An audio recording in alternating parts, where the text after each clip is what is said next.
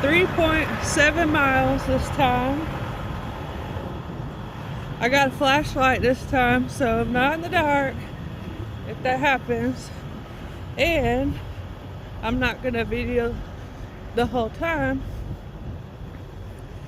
because I'm gonna try to go fast so that I can do this faster than just walking and videoing and stuff. So I'm gonna cross the street and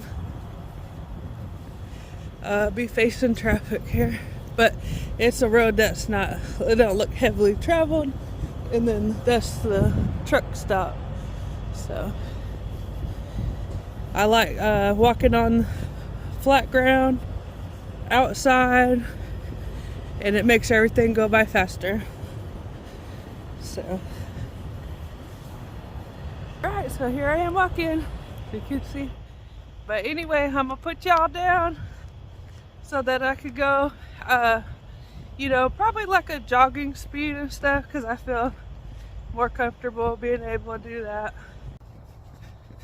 Alright. This is my jogging speed. You can see where we're going here.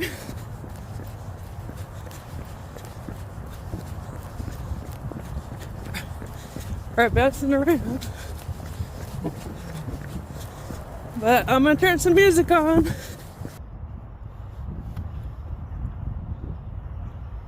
don't know if you can see the deer. It's probably blurry now.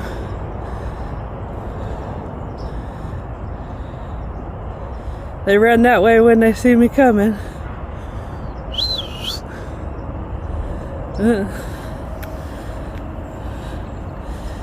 Alright.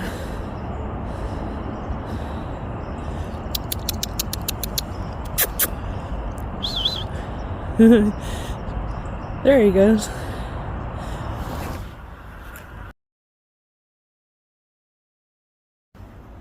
Like a little creek in here, and I seen 2 more deer, but they ran away.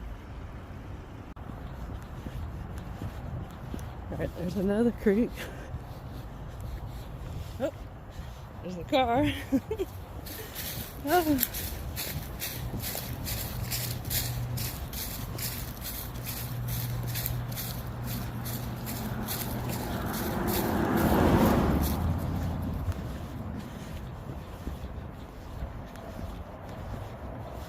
I gotta run up this hill. I wouldn't be able to run up a hill before, and now I'm running up a hill, so that's crazy.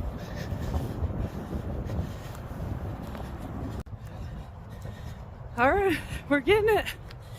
Running up this hill. It's like pretty steep. Alright, gotta catch my breath now. Walk for a little bit. Woo!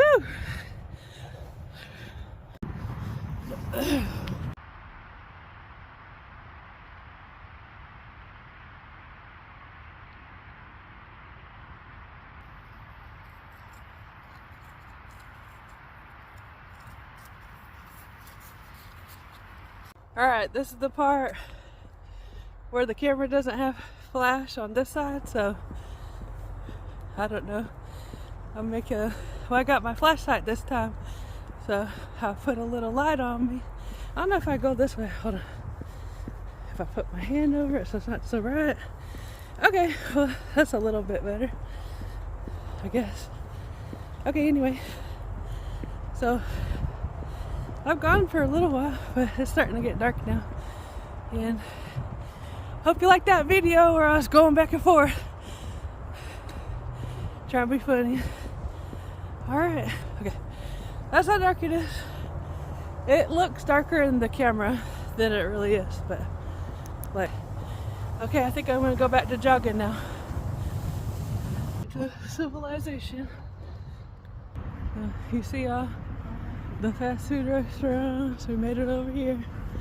So we're gonna get on the main road for a little bit.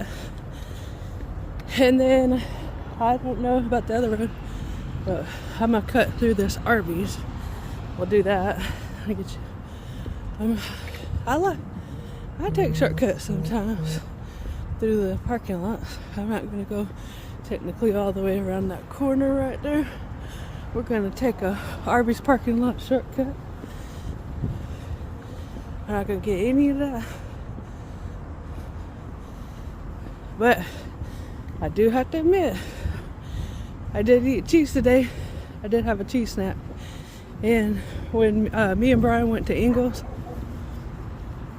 when me and Brian went to Ingles, I did get a coconut milk ice cream, so I did cheat. But that's okay. I'm out here walking 3.7 miles. I hope that will work out and exit out. So back on it again. I just sometimes have a little tiny cheat, you know, you go store. But that's it, just one of them little tiny ones. Anyway, gotta watch out for this traffic. Make sure nobody runs me over. But we got a sidewalk now for a little while. Until I'm gonna turn left on one of these streets coming up. But yeah, we're in Georgia now. We made it to Georgia last night. And we stopped here to do our 34-hour reset break.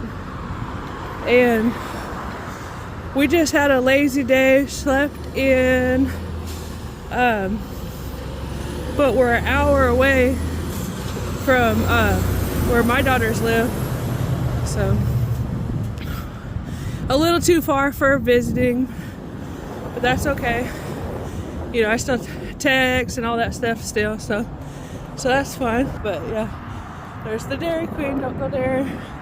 Don't go to the Captain D's right there. Captain D's. But I'm not hungry. Like I said, I had that cheese and I had the cheap coconut ice cream. So. And I'm trying hard cheese. You know, I've been trying to stay away from cheese, and then, you know, lately I've been doing my, you know, where I do pizza stuff. So when I did it with Oaxaca cheese, I had no reaction to that. It was fine. So I don't know why, but I have mozzarella cheese, and when I have that, I do have some congestion and, you know, coughing up phlegm, which is a normal thing that happens if I have like butter, or I don't dare do milk though, so that's why, like I told you about the coconut ice cream, it's not the best. So it's the So Delicious brand, but I know that the ingredients in there isn't that good. But if I had a real ice cream, I would have been hurting on the toilet. So I don't do real milk anyway. But anyway, let's see. Now still got a while before I'm supposed to turn left. All right, so this is me while I have some light. Now this road's pretty busy. I think I've gone, I'm not too sure. I know I've gone more than a mile, so I know that for sure. But I say I'm trying to go 7.3 miles, but I'm not going all the way out and then turn around and go all the way back. I'm doing more of a square, so it's gonna be 3.7 miles, because there's no just turn around and go back. I guess I could, but it really wouldn't matter, because, you know, like I said, I'm not going a straight line out and then back, which is fine because I got my flashlight this time, and that way I'm not worried about it. I would say I'm more scared if I'm around a bunch of people than I am if I'm in the dark. Because, like I said before in my other video, if they can't see me, then I'm not worried. You know what I mean? But it was nice seeing those 4 deer back there. I only could capture 2 on the video. I don't know if that's going to show up or not. But they were cute because they were going, and their tails was going back and forth like that when they were running. They were pretty cute, white-tailed deer. All right, so I'm doing another shortcut through this Love's parking lot. Alright, so we're doing that. In the distance I could see, and then I see a Taco Bell over here. Guess what? Taco Bell, that used to be my jam. I used to work at Taco Bell for 2 years. That was my very first real job. And I worked there at a couple locations.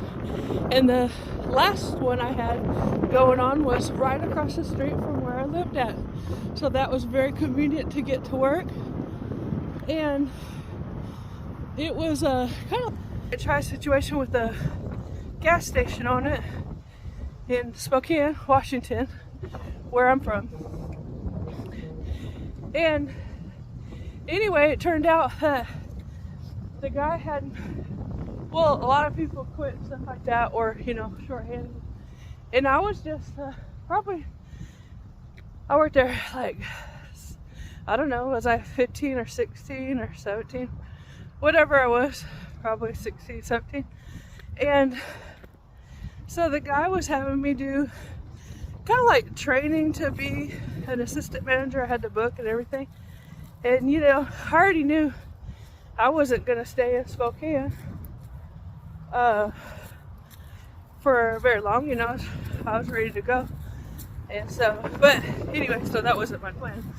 But I took the book and I was studying, or kind of studying. I don't think I was very mature back then, you know, like taking anything serious. So, but anyway, so the main manager girl, she quit. And then, so it was like me and another girl. And I'm sitting there doing, you know, counting tills down and doing stuff and all this.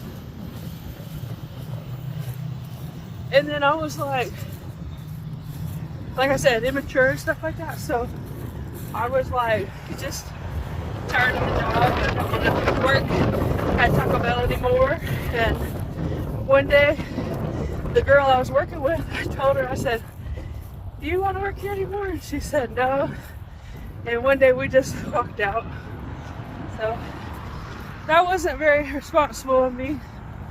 But like I said, I was like 16 or something, I don't know, 17, I don't know, something like that. Okay, now we're going down. Okay, that was Walmart in the back. There's a water tower back there. I'm trying to shine the flashlight, look at my feet, there's a hill, and I'm trying to watch out for cars too. Okay, you can kind of see a little bit. Let's see. I don't know why I'm trying to show you the water tower.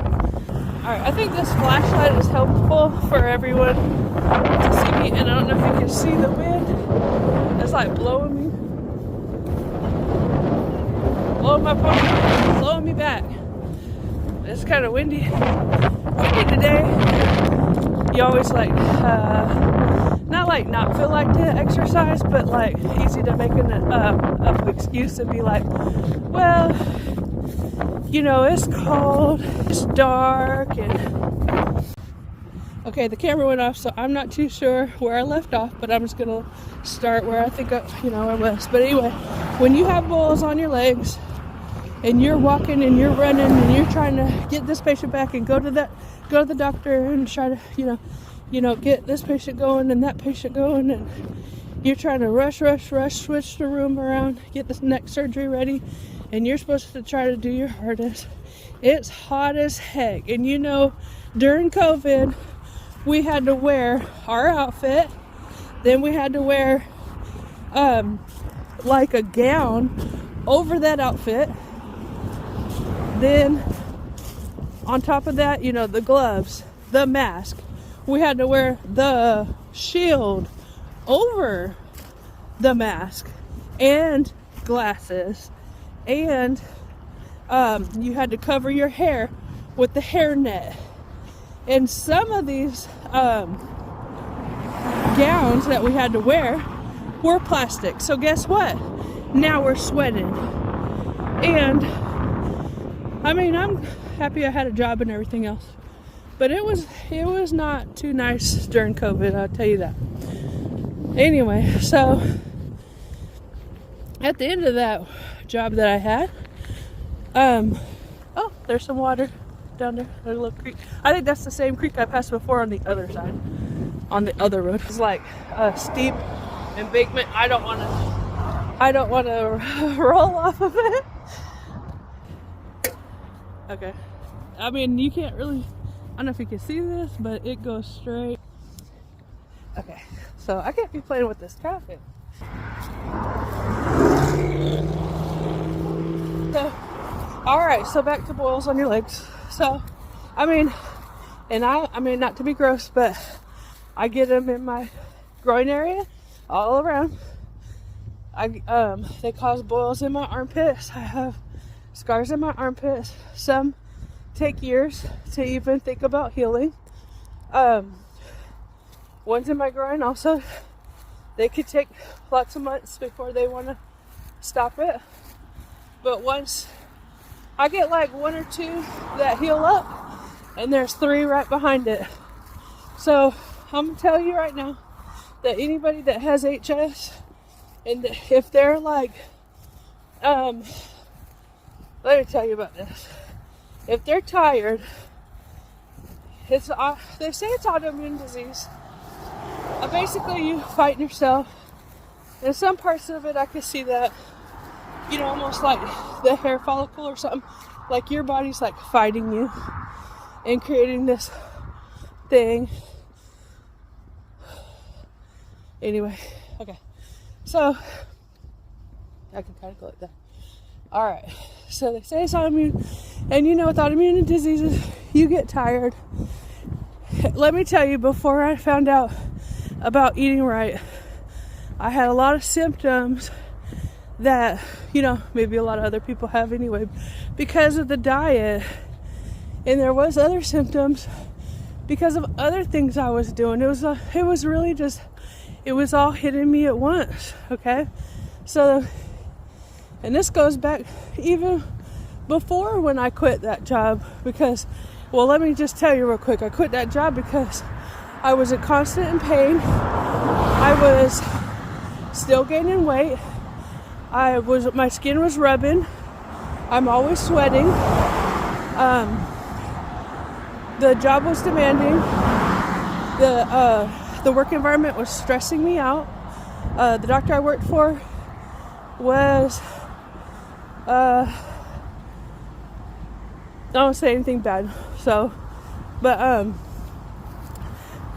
it was just stressful, let me tell you, okay?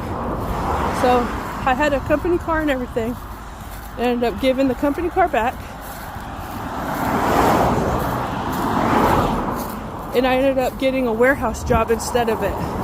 Instead of being an oral surgery assistant for the over 20 years that I was in the dental field for 22 years. But instead of doing that anymore, I got so tired of it. I physically couldn't do it. I mentally couldn't do it anymore. I told Brian, I said, I just need a job where they can just leave me alone. And I could just do my job and go home every day. That's all I wanted to do, okay? So I got 4-shift job.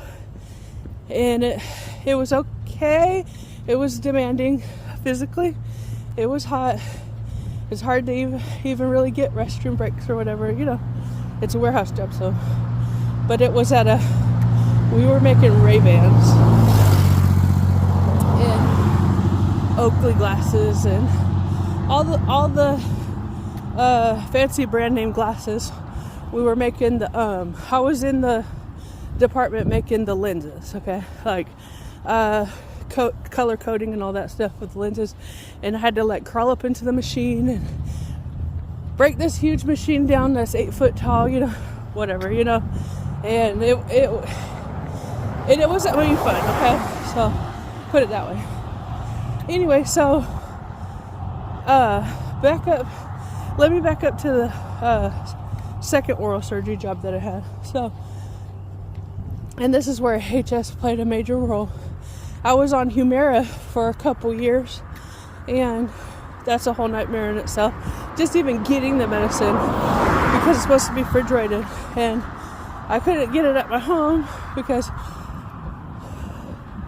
once you don't know the exact time it's going to get there, and I might have been at work, and it can't sit outside. Anyway, so the coworkers that were there would put it in the closet. They would not refrigerate it. So I would come into work and look in the closet and find my Humira, which you know how much that stuff costs. But anyway, that's a whole nother story about that. Basically, the Humira was making me so tired, but I didn't know it was the Humira. I only found this out like a month ago that Humira makes you tired. We were in the operating room working on patients. I was falling asleep while doing orthodontic jaw surgeries as an assistant across from the doctor. I was falling asleep on my feet. And so I told the doctor, when I went to my doctor's appointment, I was so tired. See, they didn't tell me all this at the doctor's appointment. They never really even looked at me about my HS. Now this video is becoming an HS video, I'm sorry. It's really supposed to be about walking and carnivore and all this. But anyway, so it's part of it because it's hard to exercise when you're going through autoimmune disease. Sorry, I had a breath. Oh, make sure I'm going the right way. Dang, I'm not even paying attention. Okay, yeah, I gotta turn up here.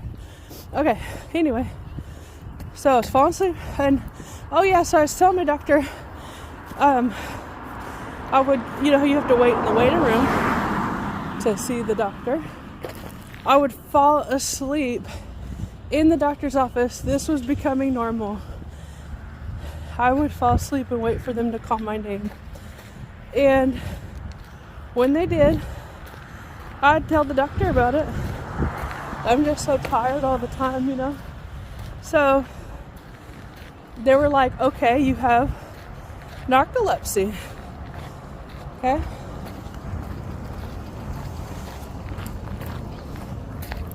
So if you have narcolepsy, you get prescribed Ritalin.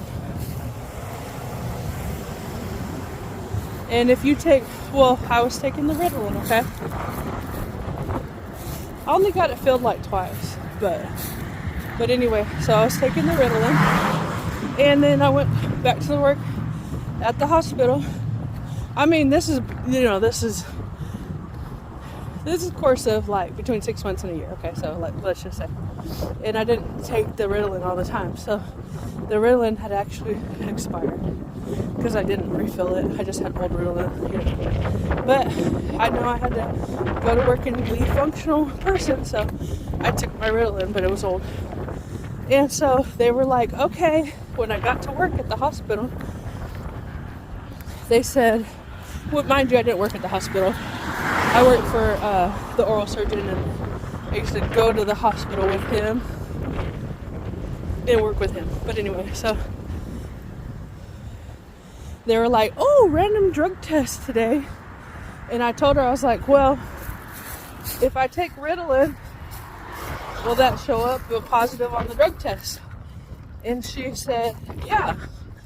Because it's methadone or what? I don't know what it's called. Methadone, something like that. Anyway, so she said, well, I was like, what if I have a doctor's note? And she was like, it doesn't matter. If you work here at this hospital and we do drug tests and we find drugs in your system, you're basically going to lose your rights to be here, okay? And I was like, oh man. So I took the drug test. Well, it came back negative for any drugs. And I was like, oh, okay, well, I guess the Ritalin doesn't even work anymore. Maybe it has a short lifespan or something because it was old. So the Ritalin I had been taking that whole time wasn't even working, wasn't even strong enough. So I had been falling asleep. Not really falling asleep, but resting my eyes. Every time I put a patient in a room, this is at the office now. I got all the rooms, all filled up. And then the doctors, he takes forever to talk to each patient. But I had I had my ears open and all that. So I'd go in another room and just close my eyes and just wait. And when he was done, I'd walk the patient out. I was halfway just resting my eyes. Meanwhile, I'm so tired from this humor, I didn't even know that it was causing this. Anyway, so the manager, the same one that didn't know how to refrigerate my Humira that I asked her, please, it's so important. And then the lady that works up front, I asked both of them if they could, and they didn't seem like they were able to care about anybody but themselves, basically. So anyway, so that same manager, she said, she told the doctor that I was falling asleep on the job. And so I had noticed everybody was acting weird, and they all knew I had this problem. I'm literally pads stuck to the side of my legs catching the oozing pus. It's like a miracle I was even at work. Oh, and this is after I had pilonidal surgery. This had happened too. It's like they knew. You know what I mean? They knew what I was going through. And so, but anyway, so everybody started acting really weird. So I was like, if everybody's acting weird, right? I said, hey, I have a question. Everybody's acting weird, so what's up? And they said, the doctor told me, he was like, the girl, I'm trying not to use names, but the manager told me that you've been falling asleep on the job. And I was like, she did what? And, this is, just so you know, people at work do not have your back. Don't ever trust that they would. They'll stab you in the back faster than they can blink an eye. But anyway, so that happened. And then I was crying, because it's like, it's not my fault. I try my best, all this stuff. And I didn't even know it was the Humira causing me to be so tired. And I didn't know my Ritalin wasn't even working, So, oh my gosh, I see the truck stop. So that means I've gone 3.7 miles already. This is like crazy how fast that went. So I ended up putting in my notice because I had met Brian and we were gonna move to Macon together. But things happened where it was better if he moved with me where I was living. And so that happened, and then first of all, I told my boss when that was going down that I was like, well, unfortunately I'm gonna have to resign. I had worked for him for 10 years, but I was so upset because of everything that was going on anyway that I didn't even want to work there anymore. And I kind of felt like they were trying to get me pushed out anyway, but that's whatever. So I told the manager, I said, I'm thinking about moving in with Brian. And she said, you want me to tell him or are you going to tell him? And I said, well, I guess I'll tell him. And so I did. I told him. And he got so mad. Give me a 4-month notice. A 4-month notice? I was going to give you a 2-week notice. In order to train somebody to know what you know, you need to give me a 4-month notice. And I was like, I ain't never heard of nobody giving a 4-month notice. I'm not giving you a 4-month notice.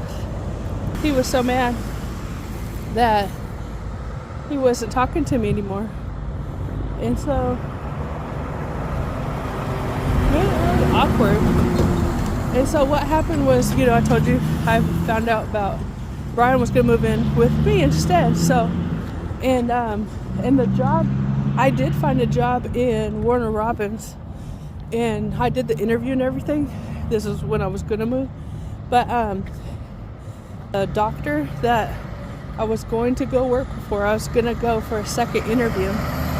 And so I had already had the experience of hearing the doctor that I worked for blackball one of the past workers, I think manager, because I'm not too sure what person he was talking about. It was an ex-employee at the time that was going for another job with another doctor, and I overheard him say on the phone, he said, if you hire her, we're no longer friends. And so he was blackballing that girl from getting a job. And so I already knew he was like that. I already knew he was going to blackball me too. And so I was like, well, I could quit here and try to find something else, but I think he's going to blackball me. So I was like really scared of even leaving and stuff. Oh, me? Yeah. Thank you. I'll just walk in. Thank you. And so that was nice. So I told him, I changed my mind. I'm going to stay, which I didn't know for how long because, whatever. And so then, so I stayed there for 4 more months. It would be me, the coworker, and him, and we'd be talking, and he would talk to her. We'd all be standing there. He would talk to her, and he would not talk to me for a little over 4 months straight. I would do the surgeries right next to him. I would hand him all the instruments that he needed in silence. And this is like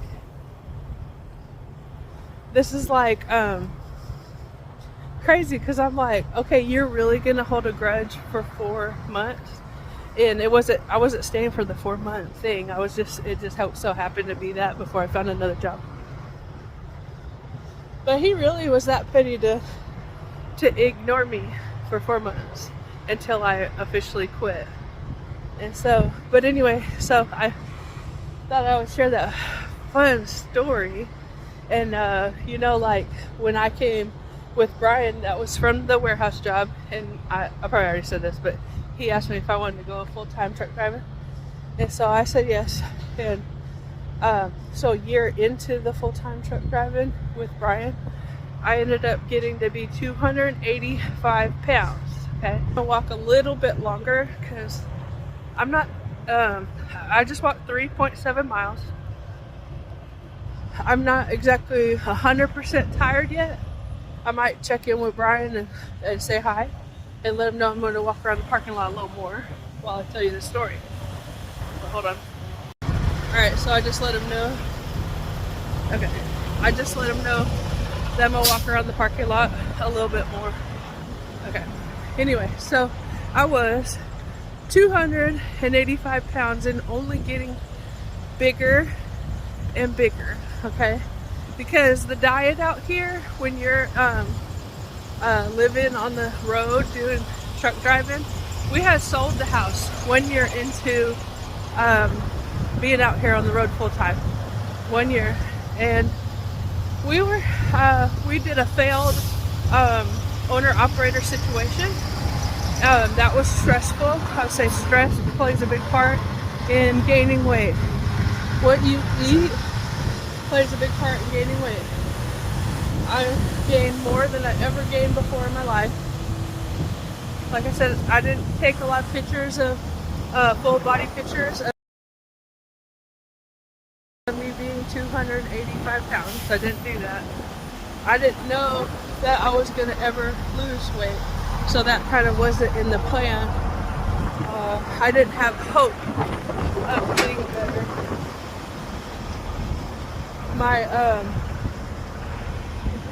I thought my joint pain was related to my hidradenitis suppurativa. I thought joint pain was part of it, so I did not think I would ever get rid of that. I was starting to get swelling in my legs. I'll show you now. They're not too bad now. One of my legs is still bigger than the other leg, so that's weird. But I mean, Brian's like, oh, it's nothing. But I don't know, you know what I mean? Like, it's just probably me noticing it. But one leg is actually like getting fit and getting a muscle there, and the other leg's just looks fat. So anyway, so back to this. So stress. So we sold the house.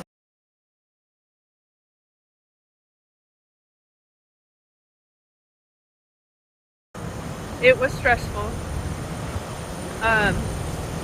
But we did get it sold in 1 month. But before that 1 month, it took about a 1 month of us being on the road and coming back and cleaning it and getting rid of everything. We had to give it away. We had to put on the sidewalk. We had to advertise for sale. But you know, when you're on the road all the time over the United States of America, you don't have time to go back to your house to go sell stuff. So in between this time, I had gone back, took an airplane to Spokane, Washington, where I'm from. I had to say goodbye to my brother. He unfortunately passed away of cancer, but I did get to see him before he died and spend time with him while he was still up and about and still, you know, with it. He'd gone through a couple surgeries on his brain, and he died of glioblastoma. I got to visit him. I was there in November and December. Let's see. So not this November, December, but last November, December. Call and I would talk to him even over the road, and you know, I would still talk to him and have conversations with him and stuff like that. So, and that was sad, you know, sad that was happening to him and that he had to go through that. But so that happened last year, but anyway, so I wasn't really taking care of myself as far as eating right or exercising. When we started this in February, I didn't exercise until September. So for me, being 285 pounds might be, for someone else, might be really, really, really big. But for me, I think my weight like spreads out over my whole body. So you might look at me and be like, she only like 285 pounds. Do you know that was 15 pounds away from being 300 pounds? That's a lot. And so I didn't feel like doing anything. I was ignorant. I didn't know, you know, all I knew is that you could, this is all I knew before. I've lost weight. I went down to 160 before my restriction diet. So all I knew from before was that you gotta deny yourself food in order to lose weight. And I've done it before, and it sucks so bad because you want to cry every day, okay? And I used to be into hiking. So, okay, don't eat nothing. Well, I think I allowed myself, you know, this is funny, go down memory lane, but it could work for other people in their 20s, okay? Maybe it'll work for you. Maybe you can lose weight like this. But let me tell you something. I can't do it again. I'm not doing that again. I have a food addiction. It's like if I remember from the past, it's like I'm scared I'm not going to have any food. I've only been hungry once when I was homeless and pregnant with my first child. I was hungry for 4 days, and I was homeless while the baby daddy was a drug addict and stranded me in Atlanta. And that's the one time I was like truly hungry, where I couldn't even afford to buy a pack of crackers. This is like a story that I don't want to harp on or anything like that, but when I was pregnant, I'm a lactose intolerant. I can't drink milk. But I thought, you know, for the baby's sake, all I could afford is some milk. I bought a half gallon of milk. That's what I could afford. I had like $3.50 left to my name. I bought the half gallon of milk and I drank that for 4 days. I'm lactose intolerant. If you're drinking milk for 4 days and you're not eating anything, you know what's going to happen next. But anyway, there's a whole big story on that because I threw up every day for like 6 months, and I lost all the weight down to 160 pounds then too. So that's a 160 pound situation.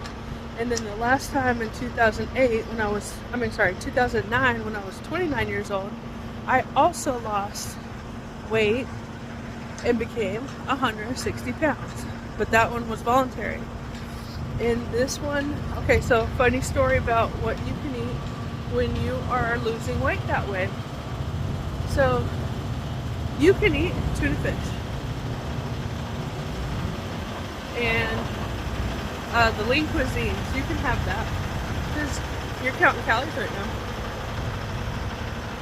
So you need to stay under 1,200 calories, which I admit on this diet, this keto diet that I started in February, I was counting calories. I was trying to stay between 1,200 and 1,500 calories. I was. But like I said, that's the only way I knew from past experience how to lose weight, okay?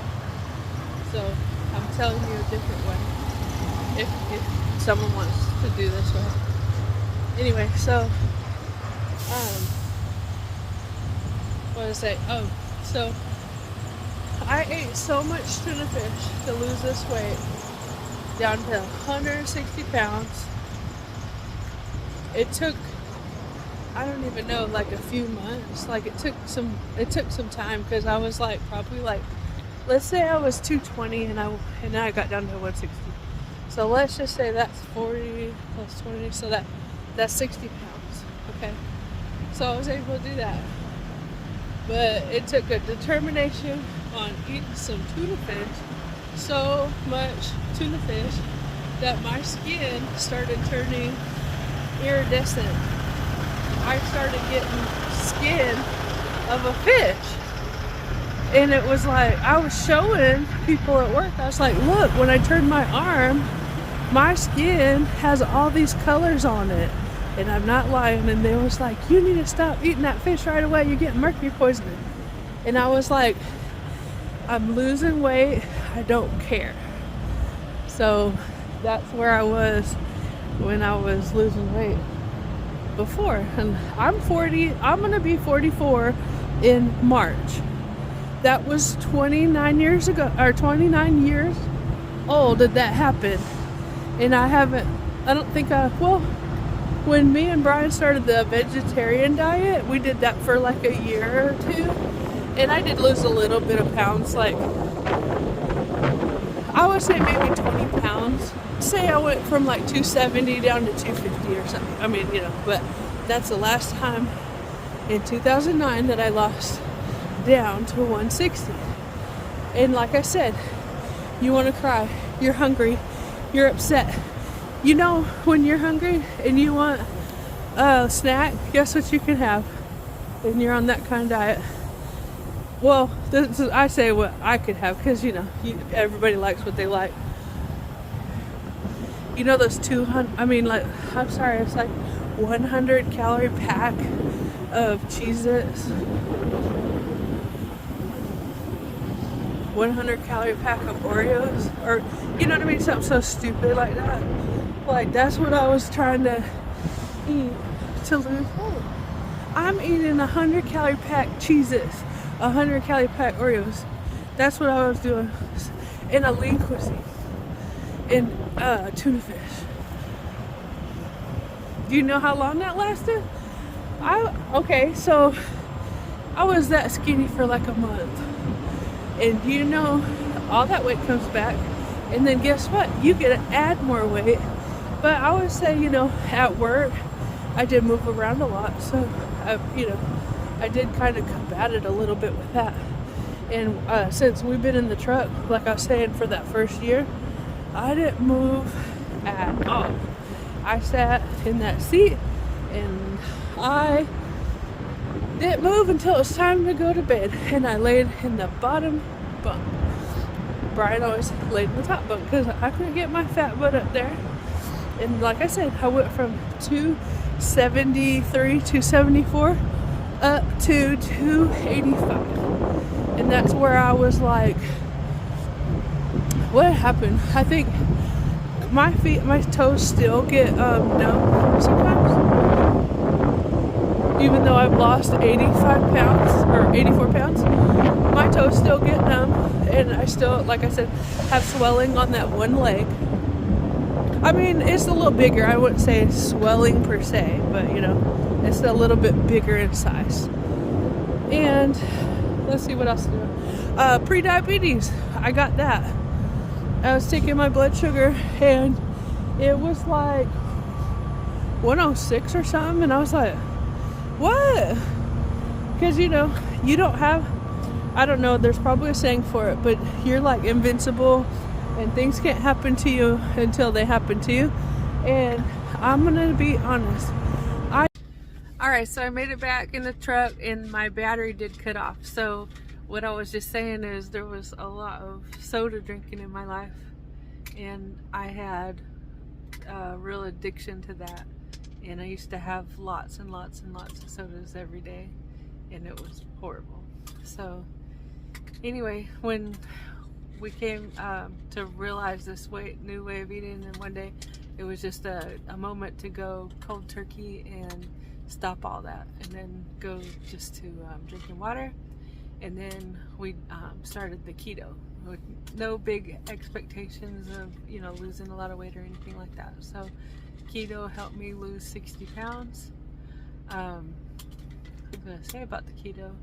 Oh yeah, when I was talking about, I did watch my calories, and I did count calories, I did count macros and all that stuff, which did help me realize what's in everything. So that did have its place. But then we went ketovore, and that was more of a meat focused situation. And when we did that, that's, I think, September, we did that. And then I started kind of entertaining the idea of exercise. Brian really wanted to join the gym, so you know, I was supportive of him joining the gym. And then at first I drug my feet. I didn't want to join the gym. I just said I will start walking, you know, because I've always been able to walk.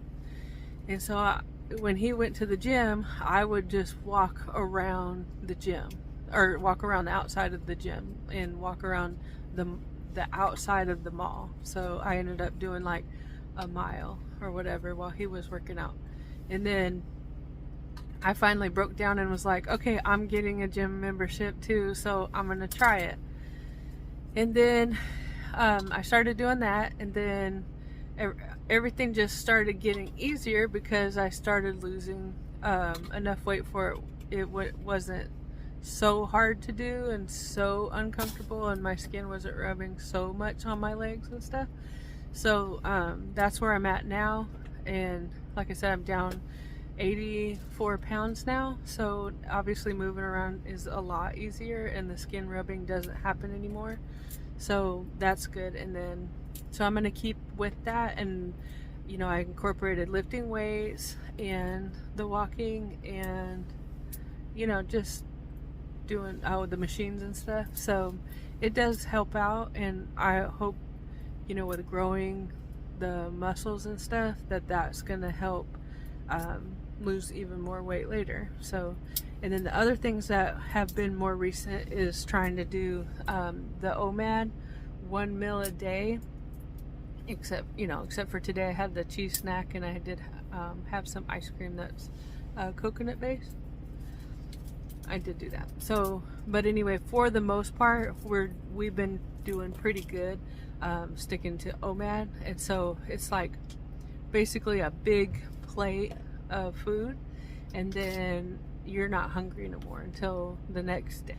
That's been working for us. And then before that, we did do the 2 meals a day. So having 3 meals a day just isn't something I ever want to do again, because it's unnecessary to me and to Brian. So, and every time we make a change, we pretty much decide to do it together. Totally carnivore. We're I think we bought, what did we buy, Brian?